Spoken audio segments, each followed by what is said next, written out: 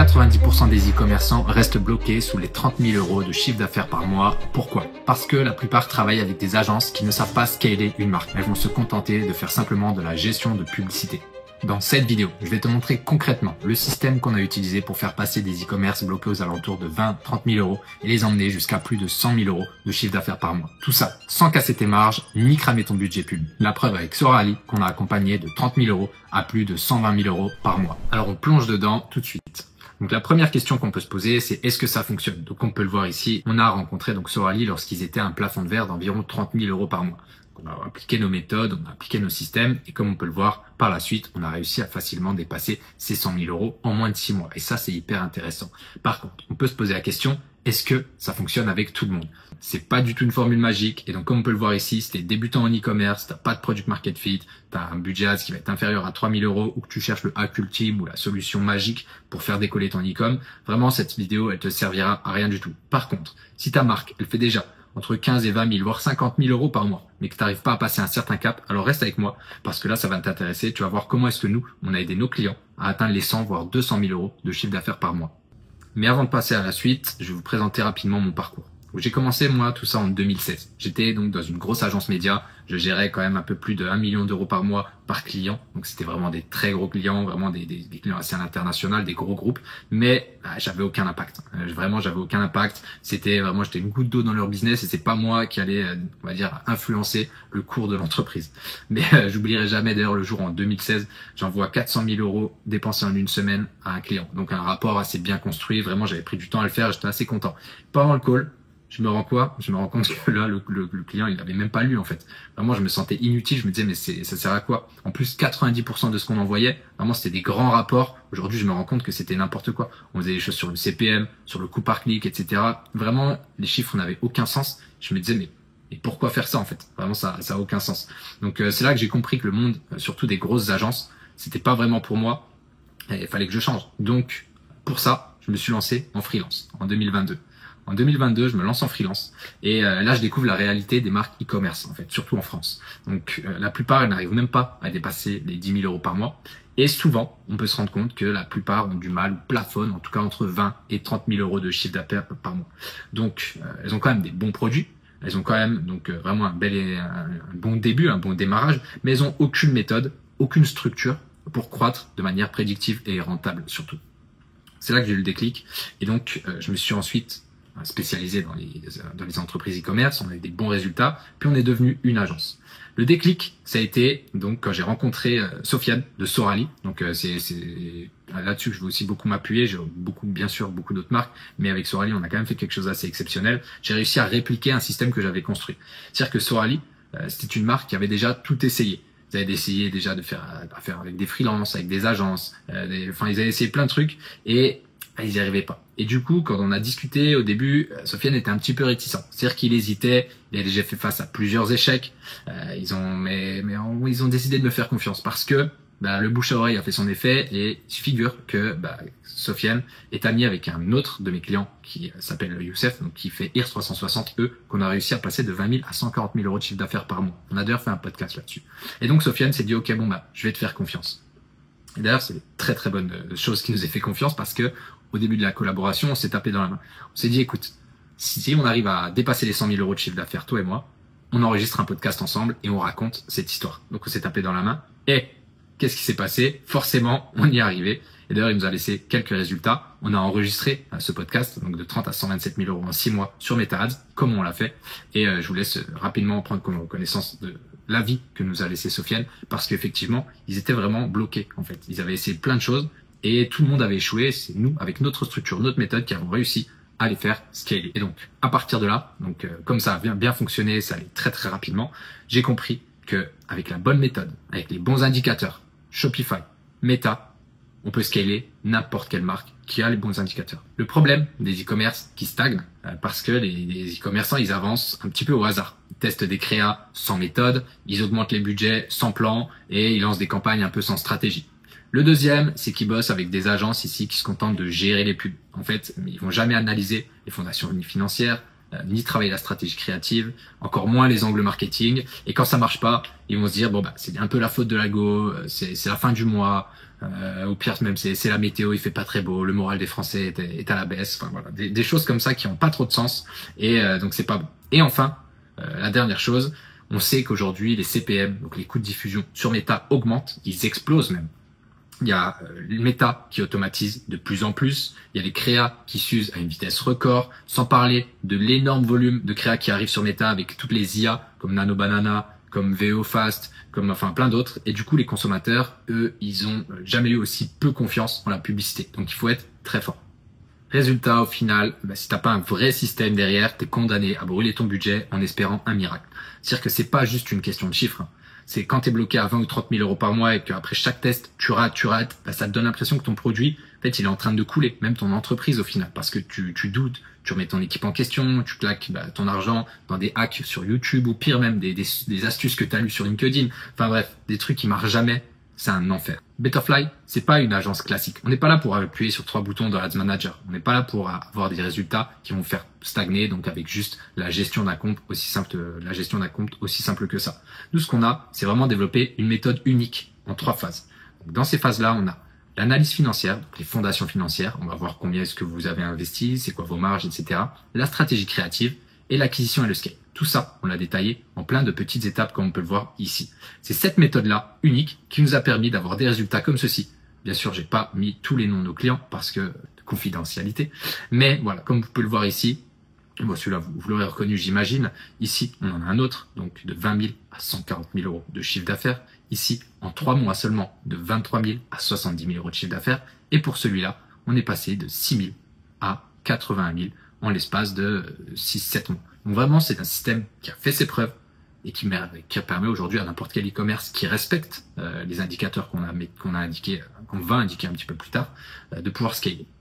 Donc, il y a quelques preuves d'ailleurs sur ma chaîne YouTube, sur les différentes entreprises qu'on a réussi, sur lesquelles on a réussi à faire de très belles performances. Et donc, ce système-là, on l'a bâti sur déjà notre équipe d'experts. On n'a pas de stagiaires ni d'alternants, etc. On n'a vraiment que des experts. Et sur les plus de 100 marques qu'on a accompagnées depuis 2022. Je vous mets quelques noms ici qu'on a pu accompagner. Donc d'ailleurs BMW, Midi, Ears, Gravipack, Le Chemiseur, Sorali, Monsieur Barbier. Il y en a plein. Je voulais pas mettre la liste des 100 quand même parce que ça prend beaucoup de place. Mais voilà, on a vraiment un système qui a fait ses preuves.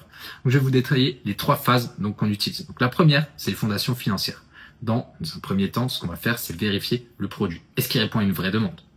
Est-ce qu'il y a un potentiel de réachat? Est-ce que vos marges sont suffisantes? Tout ça, ça va nous permettre de voir est-ce que le produit a le potentiel pour aller chercher les 100 000 euros par mois. Ensuite, on passe à la deuxième phase. Tout ça, c'est des phases qui sont pas forcément très longues en termes de durée, mais qui sont très importantes pour bâtir des fondations solides. Donc, la deuxième phase, on va regarder la clarté des éléments différenciateurs. Est-ce que tu as une belle proposition de valeur? Est-ce que ton offre, elle est irrésistible? Donc, c'est vraiment ça qui va faire la différence entre un produit qui stagne et un produit qui explose. Donc, comme on peut le voir ici, je reprends la page de Sorali qui le fait très très bien. Il y en a d'autres, je pourrais les mentionner, mais j'ai pas envie que la vidéo elle fasse 2 heures. Donc, on voit ici qu'ils ont un positionnement très clair. L'huile numéro 1 contre les rides et les taches. Facile à retenir, vraiment simple. Résultat visible sous 28 jours grâce à son taux record en vitamine E. La promesse est magnifique. Et ici, une offre en 3 options qui vont dire donc, exclu web ici pour le 15 000 litres, livraison offerte. On voit qu'on économise. Donc vraiment, ça, c'est ce qui va permettre d'avoir une offre irrésistible avec un positionnement clair et un élément différenciateur qui va être l'huile de pépins de figue de Barbarie qui a un taux record en vitamine E et donc c'est pour ça que ça fonctionne mieux que d'autres. Donc voilà, ça, c'est un exemple de très belles pages et de très belles performances. Enfin, on va aller calculer tes chiffres donc pour définir un petit peu ta rentabilité. Pourquoi c'est important? Parce que sans les bons KPIs, tu vas avancer à l'aveugle, tout simplement. Donc, ce qu'il faut suivre, là, je vous mets les indicateurs. La marge, il faudrait absolument être au-dessus de 70%. Avec un panier moyen supérieur à 40 euros aussi, idéalement. Si vous faites du réachat, tant mieux. Vraiment, c'est le meilleur. Si vous pouvez pas, il va falloir avoir un panier moyen un petit peu plus haut. La LTV, si possible. Comme je disais, si vous n'avez pas de LTV, pas de réachat, ça va être un peu compliqué, mais c'est important. Le NCAC, le COS ou le MER cible. Je vous donne plus de détails. Là, je vous donne un exemple. Nous, ce qu'on fait, c'est qu'on va analyser sur les années précédentes le volume de nouveaux clients, les dépenses totales, la marge que vous avez. Ça, on va la calculer en additionnant les coûts, etc. Le NCAC, donc ça, c'est le coût par acquisition de nouveaux clients. Les profits, donc on va voir le profit par nouveau client, le panier moyen des anciens, le panier moyen des nouveaux, bref, on va vraiment prendre tous ces chiffres au peigne fin. grâce à tous ces chiffres, on va pouvoir faire des prévisions sur l'année. Prévisions avec des hypothèses de NCAC qui nous mettent donc dans la fourchette basse ou la fourchette haute, et ensuite on va envoyer. Donc on va se dire, bon, pour progresser, il nous faut avoir, je sais pas, 870 nouveaux clients en septembre. On sait que pour 870 nouveaux clients, avec un NCAC de 14 €, il va falloir qu'on investisse 12 000. Vraiment, c'est très simple, c'est du concret, c'est des additions et des multiplications. Et tout ça, en fait, ça va nous permettre de suivre complètement et facilement tous les résultats. Je vous montre ce qu'on suit aussi avec un client actuellement. Par ici, on a avant qu'on arrive. Ça, c'était au mois d'août, donc juste avant qu'on arrive. On est arrivé fin août, donc on a mis en place tout ce qu'il fallait et on a lancé les campagnes environ à la fin août. Et à partir de début septembre, là, c'était plus la même chose. On a déjà constaté ici dans cette colonne des premières commandes qu'avant, ils étaient entre 0 et 10. Et ensuite, tout de suite, ça s'est accéléré. On était plutôt entre 10 et 20 tout le temps. Bon, des fois, il y a des journées moins bonnes que d'autres, mais c'est comme ça, c'est jamais lisse. Et donc, c'est ça qui nous permet, derrière, quand on suit le nombre de premières commandes, le MER ici, combien est-ce qu'on investit, est-ce qu'on est bon, on est dans les clous ou pas, le coût d'acquisition de nouveaux clients, ça, c'est hyper important. Et voilà. Et le ratio d'exercice, en fait, c'est en gros, quelle partie de ton chiffre d'affaires est représentée par les nouveaux clients. Et ça, c'est important à suivre si on veut être en croissance, d'avoir un taux de nouveaux clients qui est assez important. Donc voilà, ça c'est vraiment la phase la plus importante, je pense, la phase un petit peu rentabilité. D'ailleurs, tant qu'on est là, donne-moi ton CAC en commentaire. C'est le NCAC, là, c'est le coût d'acquisition par nouveau client, break-even. Donc c'est le chiffre tout simplement, à partir duquel tu passes de je perds de l'argent à je gagne de l'argent. Et si t'as pas la réponse, c'est-à-dire que tu pilotes pas ton business en fait, tu joues au casino là.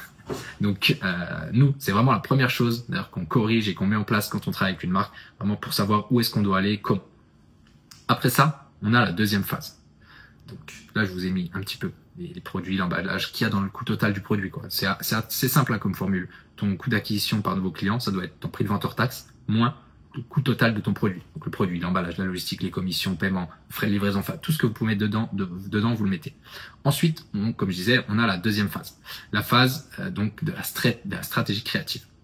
Ce qu'on va faire, c'est qu'on va faire une analyse profonde. Quand je dis analyse profonde, en fait, on va vraiment se plonger dans les avis clients, dans les commentaires, dans même ceux de la concurrence, donc que ce soit sur Meta, que ce soit sur Reddit, que ce soit sur Trustpilot, etc. Et tout ça, en fait, ça va nous permettre de comprendre les désirs et les douleurs de ton client idéal, au final, pour parler son langage et construire un message qui résonne vraiment avec lui. Je vais vous descendre un petit peu plus bas, parce qu'une fois qu'on a analysé ça, on va pouvoir en découler des angles marketing. C'est-à-dire, on va reprendre l'exemple de Sorel. On a regardé un petit peu dans le Trustpilot, on a vu que souvent, il y avait quelque chose qui revenait, il y avait deux angles en tout cas, c'était les tâches et les rides.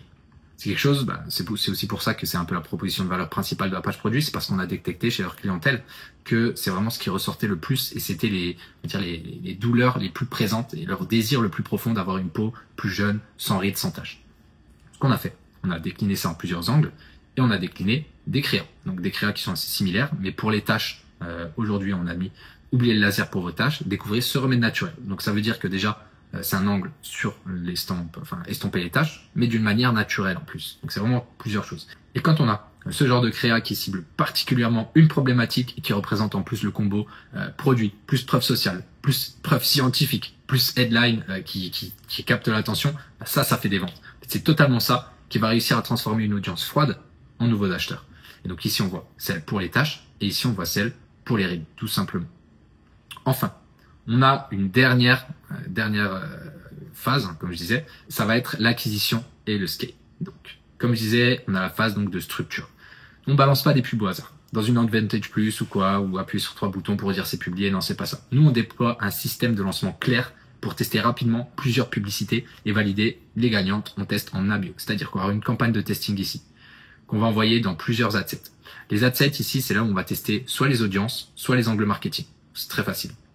Et enfin, dans ces adsets-là, il y a des créas. Donc, on va avoir 3 à 4 variations de chaque batch. Donc, pour tester, soit si c'est une vidéo, on teste 3 ou différents.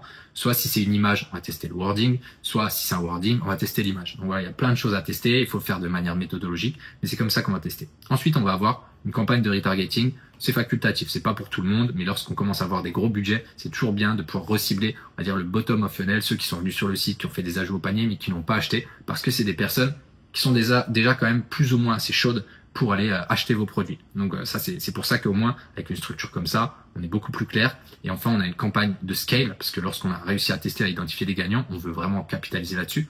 Et on va pouvoir y lancer nos créas gagnantes, entre guillemets. Pour ça, on va utiliser soit une campagne en CBO, ça dépend, ou une ASC+. On va tester les deux, on va voir ce qui fonctionne le mieux. Parfois c'est la ASC+, parfois c'est la CBO. Il n'y a pas vraiment de règles, c'est juste qu'il faut le faire de manière méthodologique et bien comprendre les signaux que nous renvoient les campagnes de méta. Et c'est comme ça qu'on est sûr que chaque euro qui sont investis vont l'être de manière stratégique et qu'on évite de gaspiller ton budget dans des tests inefficaces, sans méthodologie et sans leçon en fait, sans apprendre, sans connaissance de ce qui fonctionne, de ce qui fonctionne pas et de comment ça a été fait. Enfin, ensuite, on a donc une fois que les premières publicités sont validées, qu'on les a lancées, etc., on passe à l'optimisation.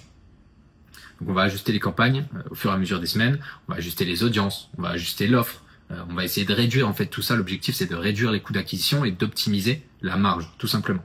Tout ça, on va le faire de manière hebdomadaire, c'est-à-dire que chaque semaine, on a un point avec nos clients pour leur permettre de comprendre ce qui a été fait la semaine d'avant, quels sont les résultats. Si c'est bon, est-ce qu'on augmente, comment on voit la suite en termes de scale. Si c'est pas bon, parce que ça arrive aussi, comment est-ce qu'on fait, quel choix on va faire, comment est-ce qu'on va redresser la barre, comment on va faire en sorte qu'on va rattraper les résultats qu'on a obtenus. Parce que forcément, vous en doutez, les publicités, c'est pas du 100% gagnant. Des fois, ça marche pas. Il faut savoir itérer, savoir corriger pour faire en sorte que ça marche. Et c'est ces points hebdomadaires-là qui vont nous permettre de faire le point chaque semaine ensemble et de faire en sorte que le système s'améliore en fait. Puisqu'on se voit quand même de manière assez fréquente et on est très agile sur les modifications, sur ce qu'il faut faire, etc. C'est ça qui nous permet d'aller beaucoup plus vite. Et enfin, donc on a le scale, donc suivant en fonction des indicateurs. Donc comme je disais, on a plusieurs indicateurs à suivre. Ici, je vais vous montrer un petit peu les détails de performance du compte. Nous, ce qu'on va suivre, c'est vraiment le panier moyen, le bénéfice net, le NCAC, le pourcent de marge de net, les dépenses marketing, le pourcent de marketing de MER. Donc ça, vraiment, c'est des indicateurs qui vont nous permettre d'avoir une surveillance et une analyse beaucoup plus fiable que si on regardait juste le ROS. Donc là, l'avantage, c'est qu'on garde le contrôle sur la rentabilité et tout en accélérant l'acquisition de nouveaux clients. Parce que c'est vraiment l'objectif de la croissance. Résultat, donc, comme on peut le voir ici, j'ai repris le screen, mais on va vraiment avoir dans cette commande-là, dans cette colonne-là, une accélération de l'acquisition de nouveaux clients. Et c'est comme ça qu'on pilote une machine de croissance et qu'on va être capable d'aller chercher les 100 000 euros par mois et bien plus. Donc au final, pour résumer un peu avec notre système, tu vas valider tes fondations financières. Tu vas avoir des créas qui sont quand même hyper intéressantes, qui vont permettre de convertir et de mettre en place au final une machine d'acquisition complète et capable de scaler ton e-commerce au-delà facilement des 100 000 euros par mois de façon rentable et prévisible. Donc là maintenant, tu as deux choix. Soit tu restes dans le flou et tu le fais toi-même ou avec ton équipe, tu essaies de trouver des tutos pour le faire toi-même, soit tu suis notre système. J'ai vu beaucoup trop d'e-commerçants qui attendent des mois avant de prendre une décision, qui testent des agences qui sont soi-disant moins chères, tout ça pour au final regretter en constatant qu'ils avançaient pas et revenir vers nous et puis ensuite qu'on puisse travailler ensemble. Mais c'est du temps perdu et tout le monde sait que le temps, ça se rattrape pas. Soit tu réserves ton appel avec moi, c'est gratuit. Le pire qui puisse t'arriver, c'est d'avoir des infos intéressantes pour développer ton business. Donc franchement, n'hésite pas trop. D'ailleurs, dans notre prochaine vidéo, parce qu'il y en aura d'autres, je vais vous partager notre méthode de testing créa qui permet de très vite savoir ce qui est rentable ou non pour économiser chaque euro qu'on dépense. Donc, crois-moi, tu ne veux pas passer à côté de celle-là. Donc, abonne-toi et je te dis à bientôt. Bye.